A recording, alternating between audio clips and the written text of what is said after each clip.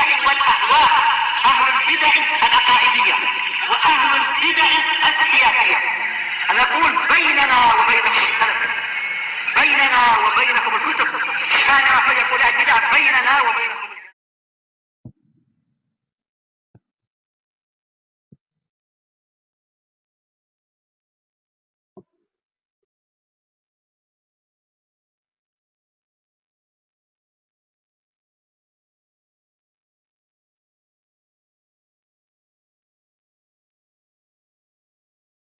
ونستغفره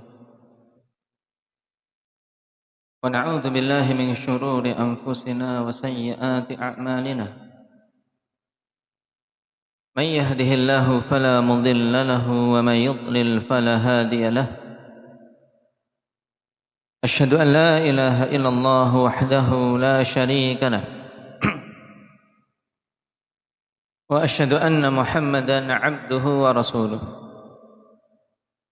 صلى الله عليه وعلى آله وأصحابه ومن تبعهم بإحسان إلى يوم الدين. أما بعد. إخواني الكرام rahimani wa rahimakumullah, kita bersyukur pada Allah Subhanahu wa taala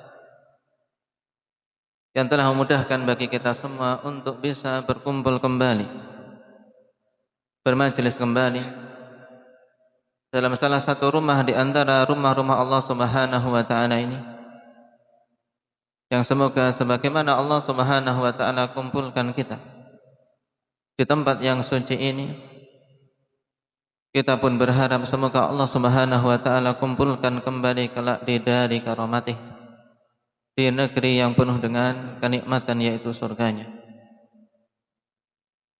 Sungguh ikhwanil kiram, kenikmatan yang Allah Subhanahu wa taala berikan kepada kita semua kalau kita mau memikir-mikirkannya dan mau mengingat-ingatnya, maka sangatlah banyak. Namun cukup bagi orang-orang yang berakal untuk memperhatikan nikmat-nikmat terbesar dari sekian banyak nikmat yang dengannya dia hendaknya mengupayakan kesungguhan yang dia mampu untuk betul-betul bersyukur pada Allah Subhanahu wa taala. Yaitu nikmatul Islam wa nikmatul sunnah wa nikmatul ukhuwah, dan juga nikmat talabil ilm. Dengan Islam seorang hamba bisa mendapatkan peluang selamat dari kekekalan di dalam neraka dan mendapatkan peluang untuk bisa masuk ke dalam surga. Sebab tanpanya ikhwani fillah maka tidak ada peluang sama sekali. Itulah orang-orang yang betul-betul merugi, yang Allah Subhanahu wa taala katakan, qul innal khasirina alladziina khasiru anfusahum wa ahlihim yaumal qiyamah ala dzalika huwal khusranul mubin. Katakanlah, sungguhnya orang-orang yang betul-betul merugi adalah orang-orang yang merugikan dirinya sendiri dan keluarganya pada hari kiamat. Dan ketahuilah bahwasanya itu adalah sebesar-besar kerugian. Tidak ada yang lebih besar kerugiannya akhwani fillah melebihi orang yang telah diberi waktu hidup di dunia kemudian ternyata mati di atas kekufuran, mati di atas selain Islam. Karena Allah Subhanahu wa taala telah tegaskan, wa may yabtaghi ghairal islami dina fala yuqbala minhu wa huwa fil akhirati minal khasirin. Siapa saja yang mengambil selain Islam sebagai agamanya, memilih selain Islam dari semua agama yang ada, dari agama-agama kekufuran, siapa saja yang memilih selain Islam sebagai agamanya, fala yuqbala min, maka tidak akan diterima itu dari. Walaupun dia mengaku kami pengikut Isa, kami pengikut Musa, atau kami pengikut agama langit. Karena pada masa-masa ini akhwan, semakin banyak penyuruh-penyuruh yang membuat kerancuan di tengah-tengah kaum pemuda-pemuda kaum muslimin.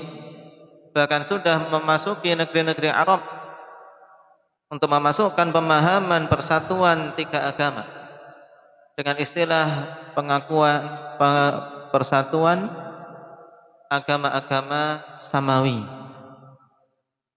yaitu agama-agama langit, agama-agama yang merupakan ajaran Nabi menurut mereka, yaitu ingin mempersatukan antara Islam, Yahudi dan Nasrani,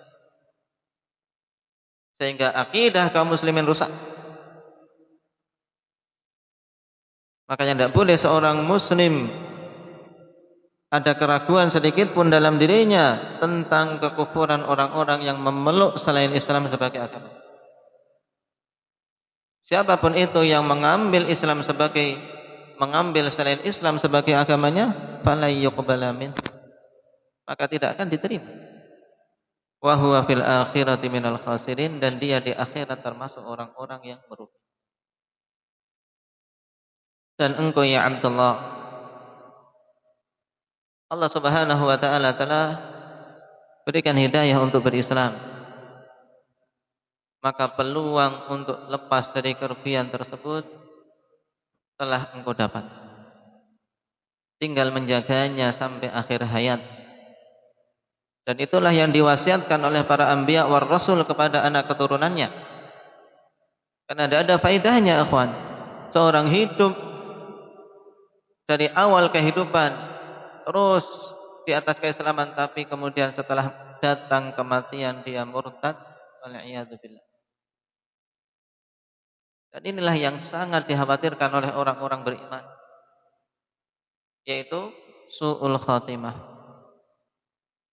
Makanya wasiat para anbiya war rasul kepada anak-anak mereka untuk betul-betul menjaga keislaman ini dan agar mati di atas keislaman tersebut. Am kuntum syuhada id hadara Yaqub al-maut id qala li banihi ma ta'buduna min ba'di qalu na'budu ilahaka wa ilaha abaik. Sebelum kematiannya Nabi Allah Yaqub, yang beliau adalah nama lainnya Israel. Jadi Israel itu nama lain dari Nabi Yaqub. Sehingga Bani Israel, yaitu berarti anak keturunan Israel, maksudnya anak keturunan Nabi Yaqub. Yang Nabi Yaqub ini notabene beliau adalah putra dari siapa? Nabi Allah Ishaq. Yang beliau adalah putra dari Nabi Allah Ibrahim. Sungguh silsilah yang mulia, keturunan yang mulia. Nah, dan semua Nabi dan Rasul setelah Nabi Ibrahim adalah keturunan beliau. Barakah yang luar biasa yang Allah Subhanahu wa taala berikan pada sosok bapak yang satu ini. Kalau ingin meneladani bapak dari semua bapak-bapak yang ada, maka perhatikan Ibrahim. Nah, keberhasilan yang luar biasa, di mana keluar dari tulang sulbi beliau para anbiya wa rasul. Setelah beliau semua nabi dan rasul dari tulang sulbi beliau, dari keturunan beliau. Di antara sebab utamanya kalau kita perhatikan di dalam Al-Qur'an, akhwani fillah, itu selain ketauhidan dan bagusnya beliau dalam beribadah pada Allah, juga doa yang tidak putus untuk kebaikan keluarga. Doa untuk anak-anak dan keturunannya. Mulai dari mendoakan bagi anak keturunan jangan sampai ada yang menyembah berhala. Wajrubni wa baniya an na'budal asnam. Jauhkanlah aku dan anak keturunanku dari menyembah berhala. Ini Ibrahim. Padahal beliau adalah orang yang sangat kokoh tauhidnya, tapi tetap tetap tidak merasa aman jatuh dalam kesyirikan. Juga memohon agar dia dan anak keturunannya dijadikan orang yang mampu menegakkan salat. Kita terkadang ikhwani fillah baru ibadah, beberapa jenis ibadah sudah merasa yang dilakukan itu sudah banyak. Lalai untuk memohon pada Allah Subhanahu wa taala agar bisa dijadikan orang yang betul-betul menegakkan salat. Dikiranya kita sudah betul-betul menegakkan salat. Menyangkanya padahal perhatikan Nabi Ibrahim ini. Di antara doanya yang termaktub dalam akhir-akhir surat Ibrahim, bagaimana permintaan beliau? Rabbij'alni muqimas salati wa min dzurriyyati. Rabbana wa taqabbal du'a. Wahai Rabbku, jadikanlah aku ini orang yang menegakkan salat. Nabi Ibrahim. Karena memang beliau betul-betul mengilmu ya kawan. Yang dituntut dalam salat itu bukan sekedar melakukan, bukan yang sekedar yang penting sudah melakukan. Bukan. Tapi kalau kita perhatikan ayat-ayat dan hadis, maka yang dituntut adalah iqamatus shalah. Bedanya apa? Menegakkan salat dengan adaus shalah, penunaian salat, karena penegakan salat itu lebih tandas dan lebih luas. Karena seorang dikatakan menegakkan salat ketika telah menunaikan salat sesuai dengan bimbingan Rasulnya, juga pada waktunya, juga dia senantiasa menjaga kesinambungan dalam menunaikannya, tidak putus. Juga sisi yang lain yang banyak dari kita ikhwani fillah luput darinya adalah dari sisi kekhusyuan. Ini yang sangat berat kan, khusyuk. Nah, dan itu diantara awal-awal yang dicabut dari dada-dada manusia adalah khusyuk wis salah, kekhusyuan di dalam salat. Makanya ketika kita mencontoh doa Nabi Ibrahim untuk bisa dijadikan orang yang menegakkan salat, di antaranya terkandung juga berarti harapan dan permintaan untuk kita bisa khusyuk. Rabbi ja'alni muqimas salah. Wahai Rabbku, jadikanlah aku orang yang betul-betul menegakkan salat. Jangan merasa ikhwani fillah kalau Nabi Ibrahim seperti ini doanya kemudian kita merasa sudah gemedi, salatku sudah bagus. Nah, jangan. Kita masih berjuang memperbagus terus. Kalau toh kita sudah mengenal tuntunan Nabi, sunnah-sunnahnya secara zahir, tapi batin ini belum tentu kita lebih bagus dari teman yang di samping kita ketika. Nah, bacaannya mungkin bagus, tapi belum tentu hati ini ketika salat itu kekhusyuannya lebih bagus dari teman kita yang bacaannya mungkin di bawah kita. Karena di antara pembeda utama kualitas suatu ibadah, nilai suatu ibadah kawan, yaitu apa yang ada di hati kita. Kalau kita mau menyelami diri kita, kawan, betapa banyak salat yang kita terkadang sudah mengupayakan itu tiba-tiba bersitan muncul. Apalagi kalau sedang banyak problem, baik itu utangkah atau tadi baru merencanakan sesuatu kah. Nah, muncul semuanya di benak-benak kita, mengganggu salat, mengganggu kekhusyuan kita. Karena memang syaitan mengupayakan itu. Uzkur kadza wadhkur kadza wadhkur kadza. Demikian ulah syaitan. Ingat ini, ingat itu, ingat ini, ingat itu, terus dihembuskan oleh syaitan pada diri orang-orang yang salat.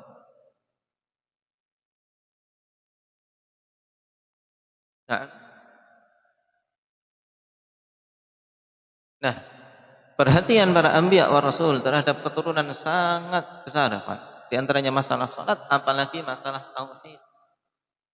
Dalam doa tadi saja sangat jelas.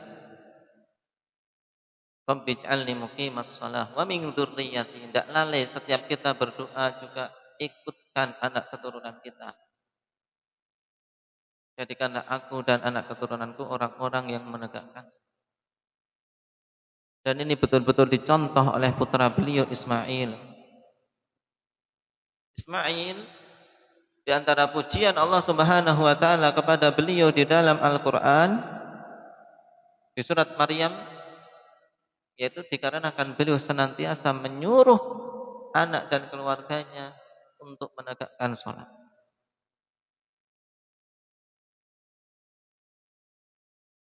Wadhkur fil kitab Ismail innahu kana shadiqal wa'di wa kana rasulan nabiyya wa kana ya'muru ahlahu bis salati waz zakah wa kana 'inda rabbih mardiyya. Ingat oleh kalian Ismail, karena sungguhnya dia seorang yang betul-betul jujur menunaikan janji. Dan dia adalah seorang rasul sekaligus nabi. Dan adalah dia senantiasa memerintahkan kepada keluarganya, anak dan istrinya. Memerintahkan apa? Bis salati wa zakat. Memerintahkan salat dan zakat. Dan adalah beliau itu seorang yang diridhai di sisi Rabb.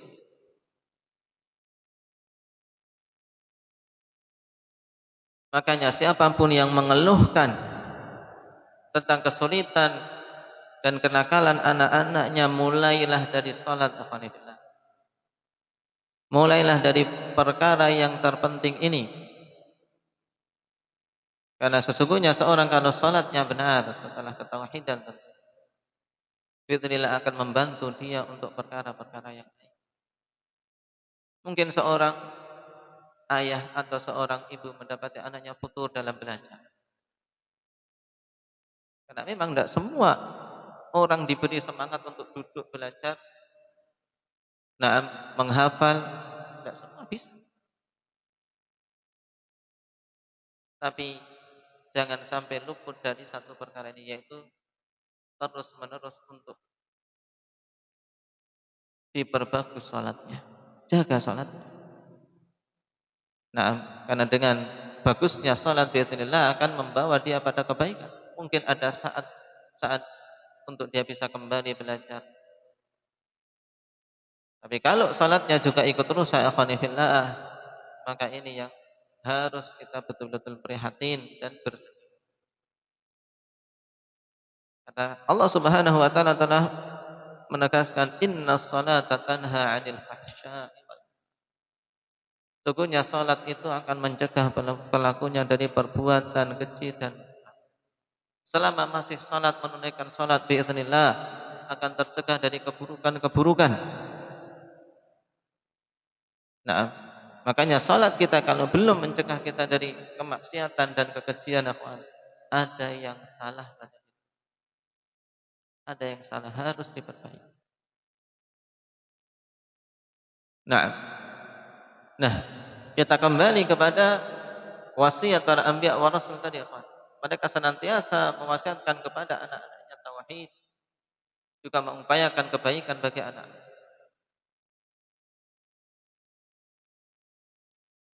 Dan juga Allah Subhanahu wa taala setelahnya sebutkan wasiat Nabi Allah Ibrahim, demikian pula Nabi Allah Yakub. Ya baniya innallaha astafa lakumuddin fala tamutunna illa wa antum muslimun. Sungguhnya Allah telah memilihkan bagi kalian itu agama ini. Jadi kita ikhwani fillah harus sadar bahwasanya ketika kita bisa berislam itu sungguh merupakan anugerah yang sangat besar dari Allah. Allah pilih kita dari sekian makhluk-makhluk yang ada untuk bisa berislam. Itu adalah istifaullah, pilihan dari Allah. Maka fala tamutunna illa wa antum muslimun, jangan sekali-kali kalian mati kecuali dalam keadaan berislam. Ini wasiat Nabi Ibrahim, wasiat Nabi Yakub, dan juga para anbiya yang lain. Jangan sekali-kali kalian itu mati kecuali di atas keislaman. Wasiat kepada anak-anaknya di akhir-akhir hayat mereka. Karena memang fanillah, dengannya seorang bisa selamat. Apalagi setelah keislaman, Allah Subhanahu wa taala anugerahkan kepada kita umat akhir zaman untuk bisa berjalan di atas sunnah. Maka ini nikmat di atas nikmat yang dengannya seorang hamba bisa keluar dari firqah-firqah yang tersesat. Maka ini yang butuh kita mengupayakan untuk menjaganya, akhwani fillah. Nah, menjaganya dan memohon kepada Allah Subhanahu wa taala agar bisa istiqamah di atas. Nah, menjaga agar hati-hati kita senantiasa diberi kekokohan, terutama ketika datang sakaratul maut. Karena saat-saat itu adalah saat-saat yang menentukan. Dan saat-saat yang menentukan, karena Nabi kita telah mengatakan, innamal a'malu bil khawatim. Sungguhnya amalan-amalan itu bergantung dengan akhir. Detik-detik yang menentukan adalah detik-detik di saat seorang menghadapi sakarat. Nah, dan untuk mempersiapkan itu ya kita mempersiapkan sedari sekarang dengan meluruskan dan menyelaraskan antara batin kita dengan zahir. Sebagaimana ditegaskan oleh Imam Al-Ishbili rahimahullah ta'ala, bahwasanya di antara hal yang banyak menyerumuskan seseorang ke dalam su'ul khatimah dikarenakan tidak selarasnya antara zahir dan batin. Zahir dan batinnya tidak sinkron. Zahirnya menunjukkan kesolehan, tapi batinnya sungguh sangat buruk. Kepada keadaan inilah dibawa makna hadis dalam riwayat Abdullah bin Mas'ud. Wa inna ar-rajula la ya'malu bi'amali ahli al-jannah hatta ma yakunu bainahu wa bainaha illa dhira' fayasbiqu alaihi al-kitab fayamalu bi'amali ahli an-nar fayadkhuluha. Sungguhnya seseorang itu beramal dengan amalan penduduk surga. Amalannya seperti amalan penduduk surga. Sampai-sampai dilihat manusia seakan-akan antara dia dan surga itu tinggal satu dhira', tinggal satu hasta saja. Tapi pena penulisan takdir telah mendahulunya dan menetapkan dia sebagai orang yang celaka. Akhirnya sebelum datang kematiannya dia melakukan amalan penduduk neraka dan dia pun mengakhiri di atas amalan tersebut, maka masuk ke dalam neraka. Para ulama menjelaskan tentang makna hadis ini, akhwani fillah. Karena siapa saja yang memaknai salah mungkin akan muncul dalam benaknya, kalau gitu sudahlah. Ini orang seperti ini saja, di akhirnya ada tuduhan kepada Allah bahwasanya Allah tidak adil atau Allah terkesan semaunya sendiri, tidak hikmah, tidak bijaksana. Hati-hati dari bersitan-bersitan. Karena kita harus yakin bahwasanya Allah Subhanahu wa taala mesti akan membalas kebaikan bagi siapapun yang beramal baik dan akan memberikan keistiqomahan bagi seorang yang ikhlas pada setiap amalannya. Lalu bagaimana kok terjadi kisah atau kondisi yang disebutkan dalam hadis tadi? Para ulama mengatakan dikarenakan dia itu mengamalkan amalan penduduk surga hanya pada yang nampak di mata manusia. Bima yabdu linnas.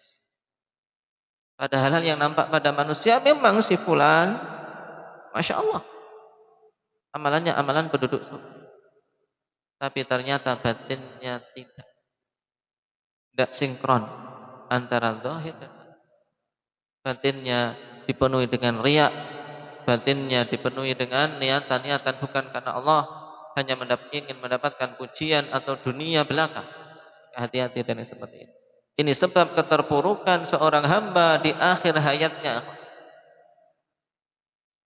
Nah, ketika hatinya tidak sinkron dengan amalan-amalan zahir. Makanya kata Imam Al-Ishbili, untuk bisa selamat itu seorang harus menyelaraskan hatinya, harus selaras dengan amalan zahirnya. Ini yang butuh kita bersungguh-sungguh dalam mengupayakannya. Nah, mengupayakan itu. Nah, untuk bisa selamat dari cabang-cabang nifaq. Karena ketidaksinkronan zahir dan batin itu cabang kemunafikan. Nah, yang dulu para sahabat senantiasa menyelami diri, bahkan sebagian mereka menuduh aku ini munafik berarti. Nah, dan khawatir. Nah, tapi kekhawatiran yang positif. Kekhawatiran yang positif yaitu kekhawatiran yang membuahkan untuk semangat memperbaiki.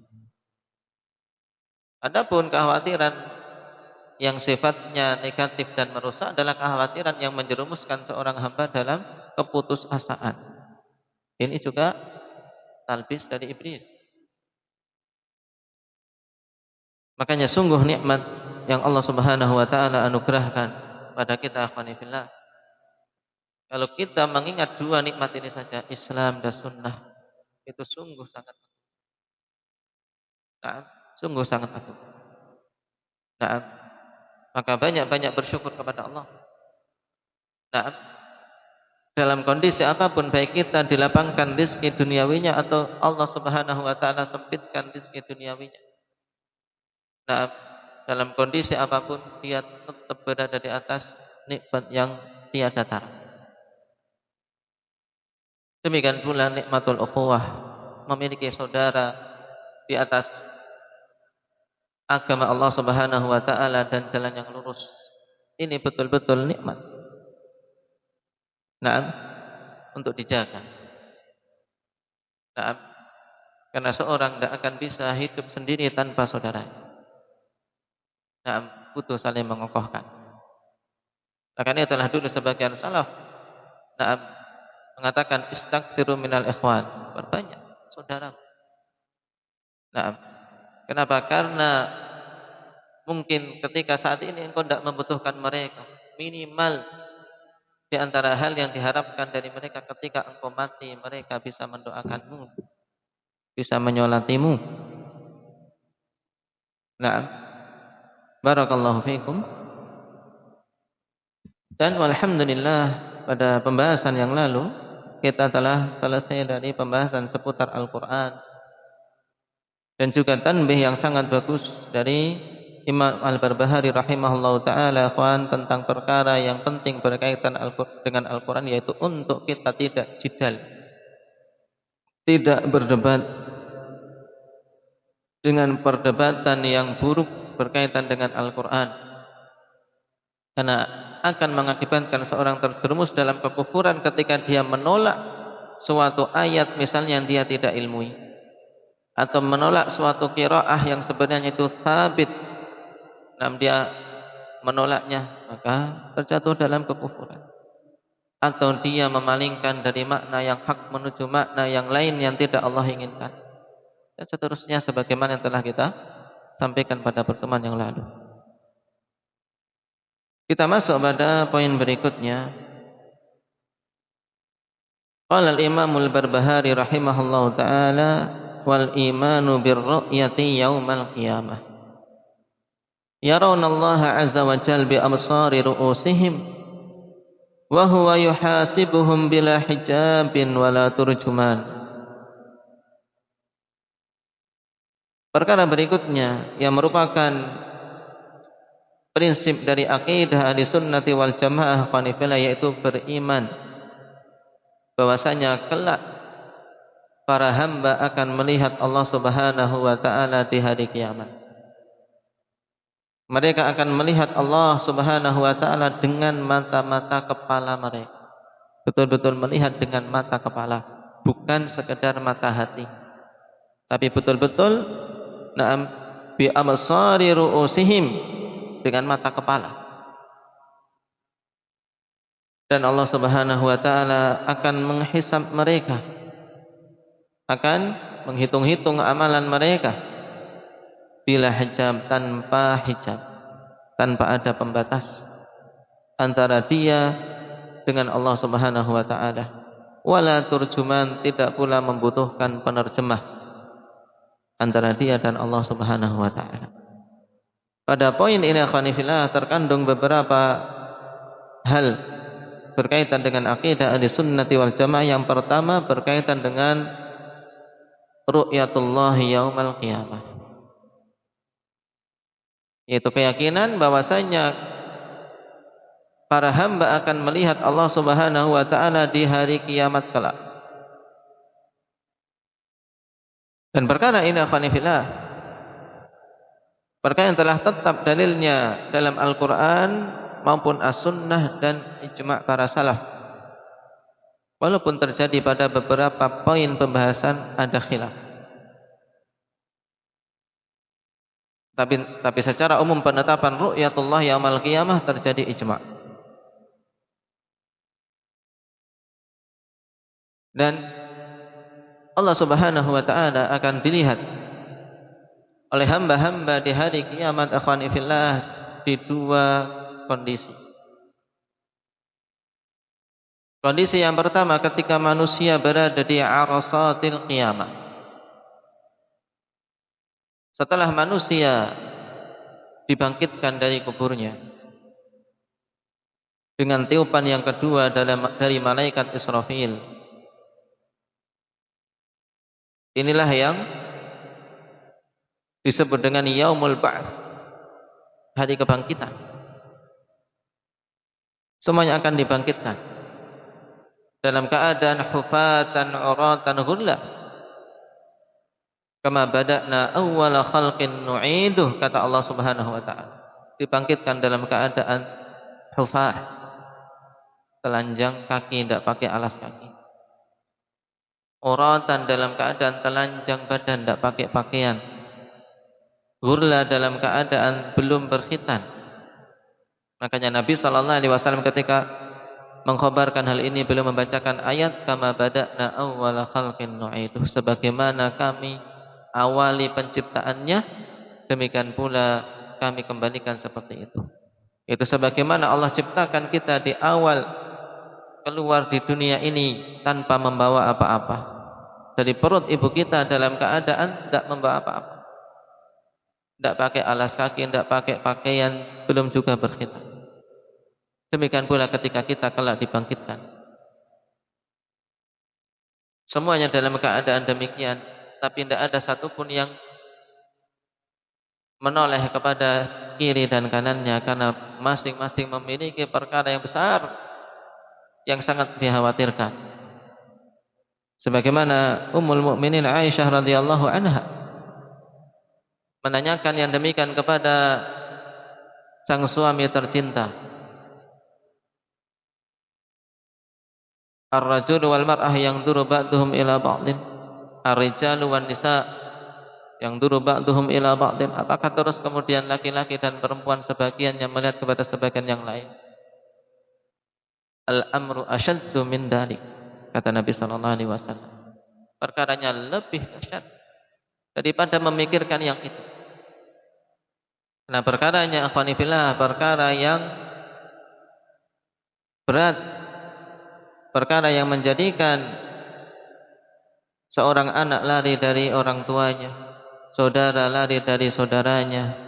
Yauma yafirrul mar'u min akhihi wa ummihi wa abihi wa sahibatihi wa banihi likulli imri'in yauma idzin sya'nu yughni.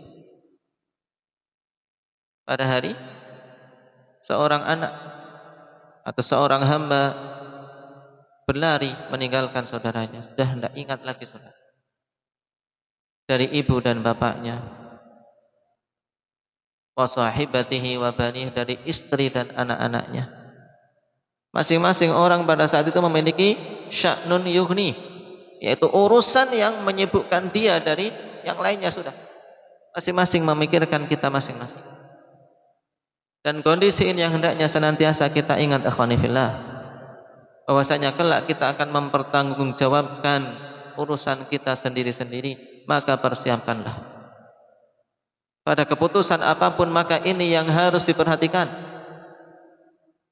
bahwasanya kita akan dimintai pertanggungjawaban oleh Allah Subhanahu wa taala. Nah, banyak perkara-perkara di dunia yang akibatnya akan dia rasakan di saat-saat itu. Maka jangan sampai seorang melangkah dan sampai seorang memutuskan Jangan sampai seorang melakukan baik itu dengan perkataan, perbuatan atau yang lainnya kecuali dia betul-betul yakin bahwasanya perkara itu adalah perkara yang bisa bermanfaat di saat dia menghadap Allah Subhanahu wa taala. Jangan sampai menjadi suatu hal yang memperberat dirinya dan mencelakakan. Nah, setelah semuanya berkumpul di arasatil qiyamah, di padang mahsyar, di mana Allah Subhanahu wa taala ganti bumi ini, yauma tubaddalul ardu ghairal ardi was samawat.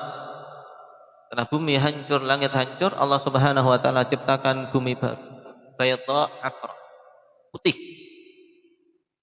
Nah, tidak ada tanda kepemilikan bagi siapapun, rata. Tidak ada cekungan, tidak ada gundukan, rata. Semuanya berdiri menghadap dan berdiri dalam keadaan matahari didekatkan dengan qadar 1 mil. Bayangkan kondisi tersebut, ikhwan, di mana Allah Subhanahu wa taala katakan dalam surat Al-Mutaffifin, liyaumin 'azim. Ingat, untuk hari yang agung itu, hari yang sangat besar perkaranya. Hari yang tergambarkan bagaimana beratnya. Liyaumin 'azim, yaitu apa? Yauma yaqumun nasu lirabbil alamin, yaitu pada hari manusia berdiri untuk menghadap Allah Subhanahu wa taala, menunggu. Satu semuanya berdiri menunggu dalam keadaan payah yang sangat. Kita coba di dunia ini yang matahari begitu jauh jaraknya. Nah, di waktu terik berdiri di tengah sawah. Dari pagi sampai zuhur saja sudah kepayahan. Payah berdirinya, juga payah kepanasannya. Dan saat itu berdirinya tanpa ada penutup apapun. Matahari didekatkan dengan kadar 1 mil. Nah, kemudian waktu yang lama. Waktu yang lama.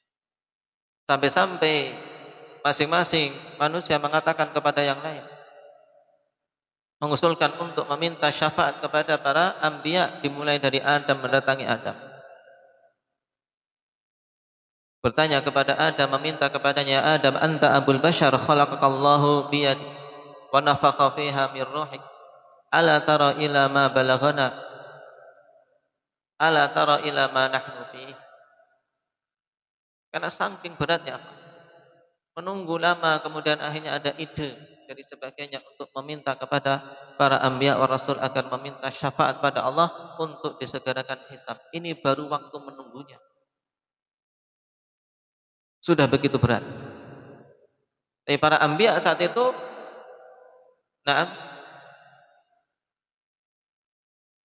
yang dimintai oleh manusia dimulai dari Adam. Disebutkan keutamaan Adam, bahwasanya dia adalah bapak semua manusia yang Allah ciptakan khusus langsung dengan tangan Allah Subhanahu wa taala. Allah ciptakan dengan tangan. Dan Allah tiupkan ruh kepadanya. Kemudian mengatakan, tidak akan kau melihat apa yang menimpa kami. Pada keadaan yang telah kami rasakan begitu berat ini.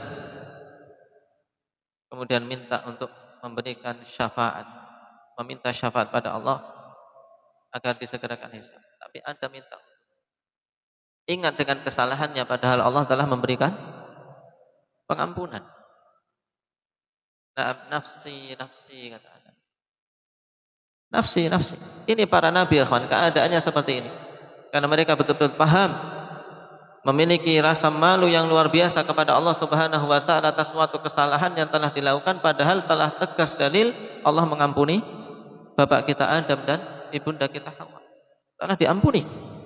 Tapi inilah orang-orang yang betul-betul tahu kadar diri dan tahu betapa agungnya Allah Subhanahu wa taala. Nafsi, nafsi. Idhabu ila ghairi. Diriku, aku mikirkan diriku saja sudah sibuk. Pergilah kalian kepada selain. Idhabu ila Nuh, pergilah engkau ke Nuh. Akhirnya mereka pergi ke Nabiullah Nuh. mengungkapkan juga, dan Nabi Nuh juga meminta uzur. Karena malu pernah melakukan kesalahan, dulu meminta kepada Allah sesuatu yang tidak pantas diminta. Yang Allah Subhanahu wa taala sampai tegur di surat Hud, karena beliau meminta agar sang putra diselamatkan. Inna ibni min ahli wa inna wa'dakal haq. Minta ini. Ketika telah mengupayakan kebaikan anaknya yang kafir tersebut. Kisah yang mengharukan sekali, akhwan, bagaimana upaya seorang ayah ingin menyelamatkan sang putra setelah mendakwainya dan menasihatinya dengan penuh susah payah. Di akhir-akhir kehidupan, setelah air bah datang, tetap mengupayakan, ya bunayya rakam ma'ana, wahai putraku, mari naik ke dalam perahu bersama kami. Ya bunayya rakam ma'ana. Di akhir-akhir sudah. Makanya kalau ada orang tua kemudian putus asa dalam mendidik anaknya, dalam mengupayakan kebaikan anaknya, mendoakannya, ini sungguh sangat kecil kesabarannya. Apalagi orang tua mengatakan, sudah kalau kamu bukan anak. Nah, engkau mau menganggap dia anak atau tidak, ikhwan, tetap dia anakmu kalau dia keluar dari tulang sulbi kita. Nah, Nabiullah Nuh lihat, ya bunayya arkam ma'an. Itu pun enggak mau. Padahal sudah hampir celaka. Nah, tetap masih ngayal. Ingin apa? Ingin berlari ke gunung, dikiranya selamat. Lari ke gunung.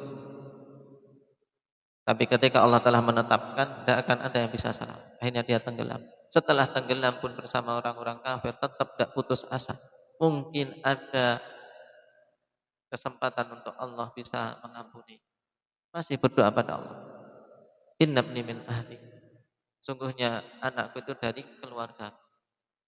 Dan Allah telah menjanjikan untuk menyelamatkan Nabiullah. Tapi yang dimaksud dengan ahl yaitu mereka-mereka yang mengikuti beliau. Makanya Allah tegaskan, innahu laysa min ahli. Sungguhnya dia bukan dari ahlimu, bukan dari orang yang mengikutimu. Tapi dia orang yang menentang. Maka ditegur oleh Allah untuk tidak meminta sesuatu yang engkau tidak memiliki ilmu padanya. Gara-gara ini, ya akhwani fillah, dan Nabiullah Nuh telah meminta ampun juga pada Allah. Tapi ketika di hari kiamat telah masih terus teringat malu pada Allah Subhanahu wa taala, pernah salah. Dan ini sebaik-baik malu, akhwan, malu kepada Allah yang mengakibatkan seorang betul-betul ingat atas dosa itu dan memperbagus diri. Kita terkadang melakukan suatu perkara, baru mengucapkan istighfar sudah merasa yakin itu betul-betul diampuni, lupa semuanya. Jadi kesalahan-kesalahan kita.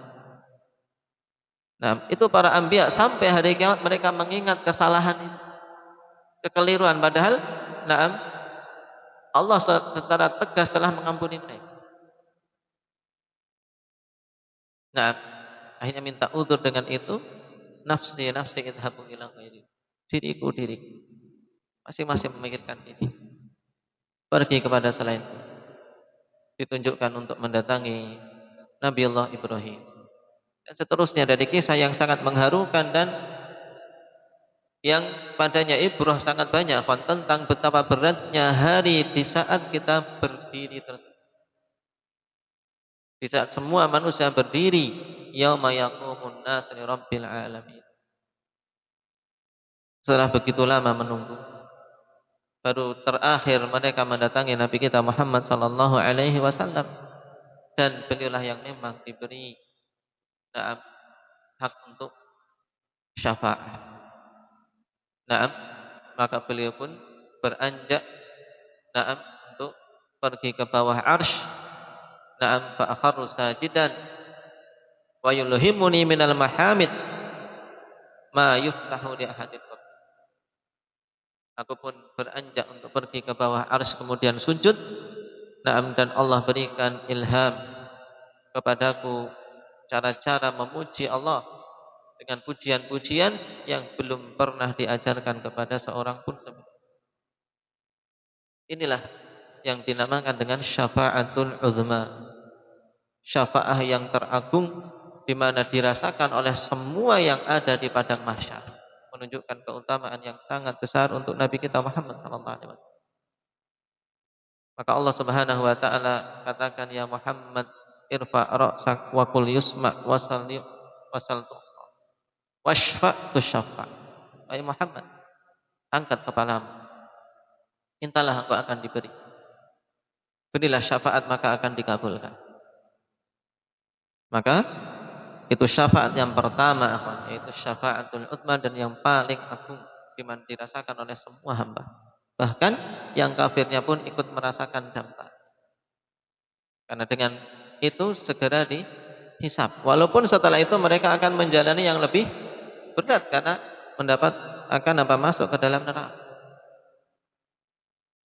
Nah, di antara kejadian setelah itu akhwani fillah, yaitu di mana Allah Subhanahu wa taala datang li faslil qada, untuk menetapkan keputusan di antara mereka, dan dilihat oleh hamba-hamba Allah Subhanahu wa taala. Nah, inilah yang kita bahas. Di mana Allah Subhanahu wa taala dilihat oleh hamba-hamba di padang mahsyar. Adapun tentang kaum mukminin, maka itu sangat jelas, semua kaum mukminin akan melihat Allah Subhanahu wa taala di mahsyar. Ini kondisi yang pertama. Lalu bagaimana dengan orang-orang kafir? Terjadi khilaf. Apakah orang kafir juga melihat pada saat itu? Ada yang mengatakan tidak melihat, karena Allah Subhanahu wa taala telah menegaskan di surat Al-Mutaffifin, kalla innahum ar-rabbihim yawma idzil lamahjubun. Sungguhnya mereka itu pada hari tersebut terhijab dari melihat Allah Subhanahu wa taala. Tertutupi dari melihat Allah Subhanahu wa taala. Dan ini pendapat yang masyhur. Juga pendapat kedua yang masyhur akhwani fillah, bahwasanya orang-orang kafir melihat Allah Subhanahu wa taala saat itu, tapi bukan melihat yang sifatnya nikmat, yaitu tapi melihat yang menjadikan mereka semakin teradab. Yang diibaratkan oleh sebagian ulama seperti melihatnya penjahat, pencuri ketika melihat mereka-mereka yang akan menghukum dan menetapkan keputusan. Bagaimana takutnya? Kemudian setelah itu mereka tidak melihat lagi terhijabi, karena makna la mahjubun yaitu sebelumnya melihat kemudian dihijab. Nah, dan ini wallahu taala a'lam yang rajih akhwani fillah, berdasarkan keumuman ayat ya ayyuhal insan. Nah, Taib di surat Al-Insyiqaq. Nah, ya ayyuhal insanu innaka kadihun ila rabbika kadhan famulaqih. Wahai sekalian manusia, sungguhnya kalian itu di dunia kadihun ila rabbik. Kadih yaitu amil. Kita di dunia ini beramal untuk bisa menghadap Allah dan bertemu dengan Allah Subhanahu wa taala. Famulaqih, maka kelak kalian akan bertemu dengan. Nah, insan di sini mencakup semuanya. Semua manusia. Semuanya di dunia diperintahkan untuk beramal dan akan bertemu dengan Allah. Dan disebutkan oleh Ibnul Qayyim rahimahullahu taala mengutip dari Ibnul Arabi, bahwasanya dalam lughah Arabiyah dikatakan liqa, dikatakan bertemu itu kalau melihat. Ketika seorang mengatakan laqitu Muhammadan, berarti dia bertemu dan melihat. Melihat si Muhammad, bertemu. Nah, makanya al-liqa yaqtadil mu'ayanah, bahwasanya perjumpaan itu berkonsekuensi melihat. Mesti melihat. Cuman melihatnya beda antara mukmin dengan orang-orang kafir di padang mahsyar itu. Nah, kaum mukminin melihat Allah Subhanahu wa taala. Nah, yang padanya kenikmatan dan padanya harapan. Sedangkan orang-orang kufar ketika melihat Allah Subhanahu wa taala semakin menambah kesedihan dan ketakutan. Nah, ini yang pertama ikhwan di padang mahsyar, dan khilaf itu termasuk khilaf yang kuat ikhwan. Bahkan ditegaskan oleh Syekhul Islam Taimiyah, khilaf ini jangan sampai karenanya kemudian seorang mukmin yatahajar, saling menghajar satu sama lain. Karena khilaf sejak dahulu dan ini dalam perkara akidah. Sehingga perlu diketahui tidak semua khilaf dalam perkara akidah kemudian berkonsekuensi tahajud. Karena para salaf telah berselisih dalam memahami perkara ini, maka sebagaimana mereka memberikan keluasan padanya, maka kita pun tidak mempersempit. Berikan keluasan sebagaimana para salaf memberikan keluasan. Dan ini dua pendapat yang kuat dari beberapa pendapat yang ada. Yang pertama mengatakan khusus kaum mukminin saja. Dan itu para ulama masa kini mayoritas yang berpendapat dengan ini. Yang kedua, orang-orang kafir melihatnya tapi melihat sebagai bentuk adab dan setelah itu terhijab. Karena makna la mahjubun yaitu berarti sebelumnya melihat kemudian dihijab. Tapi semuanya sepakat bahwasanya yang melihat Allah Subhanahu wa taala sebagai bentuk nikmat yaitu hanya kaum mukminin. Ini yang pertama. Kemudian ru'yatullah yang kedua ikhwan akan didapatkan oleh kaum mukminin khusus ketika mereka telah masuk ke dalam surga. Dan inilah ikhwan fillah yang kita betul-betul mengharap kepada Allah Subhanahu wa taala. Inilah nikmat yang tidak ada nikmat yang lain yang lebih agung dari ini. Itulah tambahan dari kepemurahan Allah Subhanahu wa taala kepada hamba-hambanya setelah mereka dimuliakan dengan berbagai macam nikmat di surga. Sebagaimana Allah Subhanahu wa taala katakan, lilladzina ahsanul husna wa ziyadah. Ayat yang pendek ini tadabburi dengan baik. Lilladzina ahsanu, sungguhnya bagi orang-orang yang berbuat ihsan ketika di dunia. Berbuat ihsan, berbuat bagus. Dan sesuatu tidak dikatakan ihsan kecuali terkumpul pada perkara itu dua hal, yaitu keikhlasan batin dan kebenaran dan cocoknya dia dengan bimbingan Nabi sallallahu alaihi wasallam secara zahir. Itu baru dikatakan ihsan. Demikian pula mencakup ihsan terhadap Allah Subhanahu wa taala, di mana dia beramal betul-betul merasakan bahwasanya dia dilihat oleh Allah, maupun ihsan terhadap sesama dengan mengupayakan kebaikan bagi mereka atau minimalnya menahan keburukan kita dari mengganggu saudara kita. Bagi orang-orang yang ihsan seperti ini, lilladzina ahsanu, apa balasannya? Al-husna ay al-jannah. Bagi orang-orang yang berbuat ihsan, balasannya adalah al-jannah, balasannya adalah surga. Allah Subhanahu wa taala sebutkan dengan al-husna karena balighatun fil husni ghayatah, karena mencapai puncak kebaikan. Ma la 'ainun ra'at wa la udhunun sami'at wa la khatara 'ala qalbi bashar. Tidak ada kenikmatan yang tergambarkan pada diri kita yang bisa melebihi itu.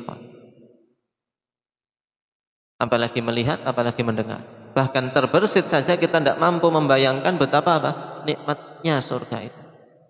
Maka kalau seorang muslim kemudian menjual kenikmatan itu dengan dia berpindah agama, sungguh sangat bodoh. Sungguh sangat merugi. Lilladzina ahsanul husna. Dan kepemurahan Allah Subhanahu wa taala berikutnya sudah diberi al-husna yang tiada tara nikmatnya, masih diberi waziyadah dan tambahan. Telah datang asar dari beberapa para salaf dengan sanad yang sahih, waziyadah ai an-nadhar illa wajhillahi tabaraka wa taala. Tambahan nikmat tersebut ikhwani fillah, yaitu tambahan nikmat di atas nikmat, yaitu melihat wajah Allah Subhanahu wa taala kala di hari kiamat.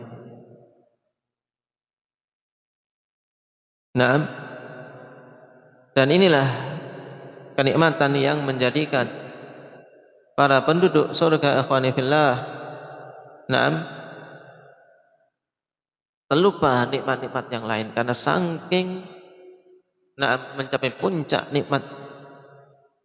Baik, mereka merasakan tidak diberi nikmat sedikitpun yang melebihi kenikmatan melihat wajah Allah Subhanahu wa taala. Sebagaimana Rasulullah sallallahu alaihi wasallam tegaskan setelah menyebutkan ikhwani fillah bahwasanya kita semua akan melihat Allah Subhanahu wa taala. Innakum satarawna rabbakum kama tarawnal qamar lailatal badr. Sungguhnya kalian akan melihat Rabb kalian kelak sebagaimana melihatnya rembulan di saat ini di malam purnama. Dalam artian begitu jelas. Sebagaimana di dunia kita bisa melihat bulan begitu jelas, tidak perlu berdesak-desakan, tidak perlu repot. Demikian pula kelak di hari kiamat kaum mukminin yang masuk ke dalam surga akan melihat Allah Subhanahu wa taala dengan penuh nikmat tanpa butuh berdesak-desak.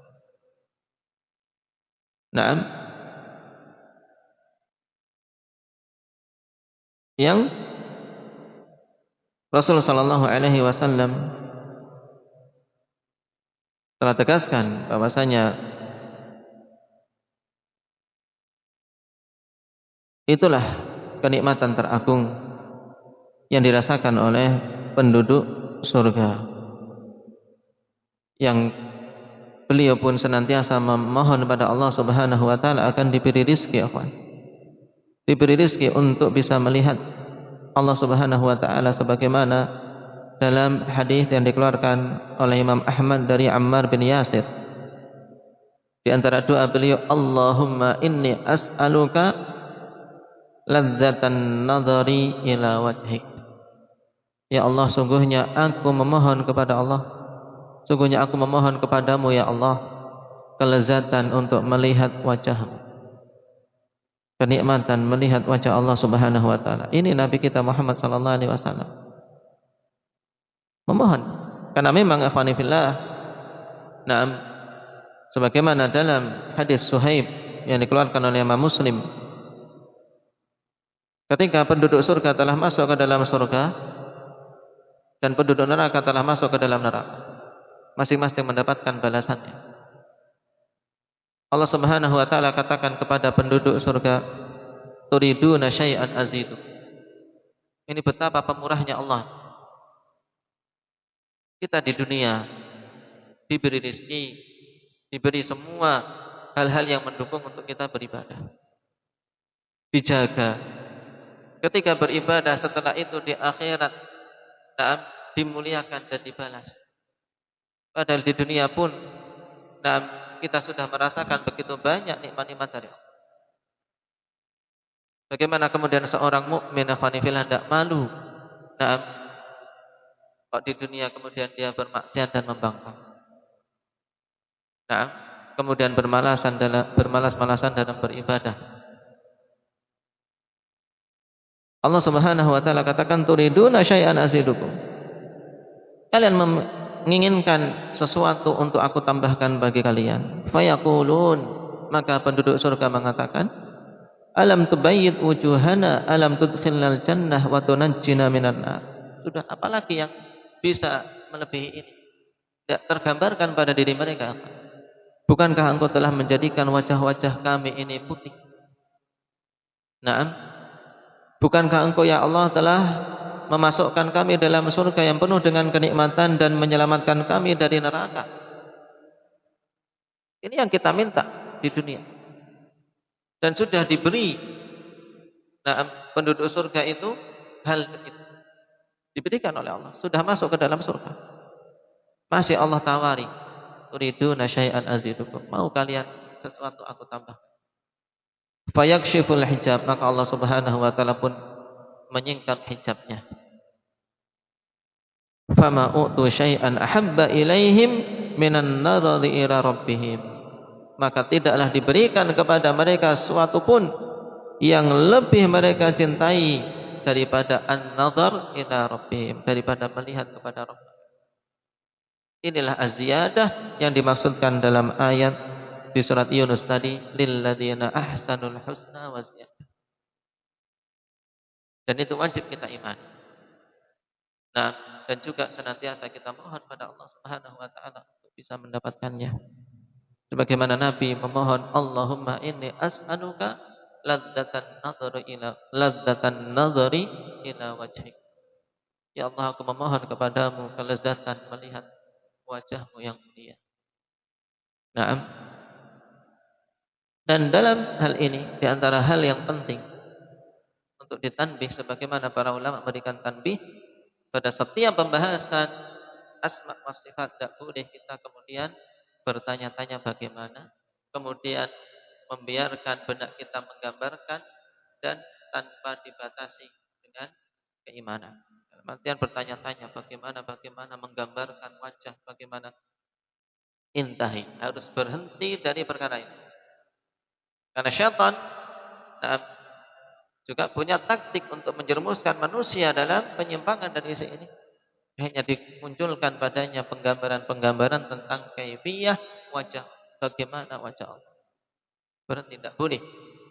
Karena Allah Subhanahu wa taala tidak menjelaskan dan tidak memberikan ilmu tentangnya yang wajib kita imani, bahwasanya Allah Subhanahu wa taala di antara sifatnya adalah sifat wajah yang tentunya tidak sama dengan wajah para makhluknya.